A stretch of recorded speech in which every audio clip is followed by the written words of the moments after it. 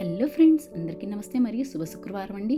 మీకు నైవేద్యానికైనా సరే, స్వీట్ తినాలనిపించినా, లేకపోతే సడన్గా గెస్ట్లు వచ్చినా కూడా ఈజీగా తయారు చేసుకుని గోధుమ రవ్వ కేసరిని ఎలా తయారు చేసుకోవాలో చూద్దామండి. అందుకు ఒక కప్పు బెల్లాన్ని తీసుకొని, ఒక కప్పు నీళ్ళని పోసుకొని ఈ విధంగా కరిగించేసుకొని పక్కన పెట్టుకోవాలి. అలాగే ప్యాన్లో ఫ్రెష్ నెయ్యిని వేసుకొని, మీకు ఇష్టం వచ్చిన డ్రై ఫ్రూట్స్ని కూడా వేసుకొని ఫ్రై చేసుకొని పక్కన పెట్టుకోండి. అలాగే ఒక కప్పు గోధుమ రవ్వని వేసుకొని లో ఫ్లేమ్లో కాస్త దూరగా వేయించేసుకొని, ఒక కప్పుకి 3 కప్పుల నీళ్ళని వేసుకొని, మీకు ఇష్టమైతే కాస్త ఫుడ్ కలర్ని కూడా వేసుకొని మిక్స్ చేసుకొని బాగా దగ్గరగా ఉడికిపోయే వరకు కూడా ఉడికించేసుకోండి.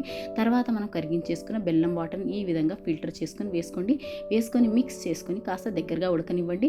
తర్వాత మీరు ఫ్లేవర్కి కాస్త యాలకుల పొడి, అలాగే మీకు ఇష్టం వచ్చినంత నెయ్యిని వేసుకోవచ్చండి. ఎందుకంటే కేసరి కాబట్టి ఎక్కువ వేసుకుంటేనే బాగుంటుంది.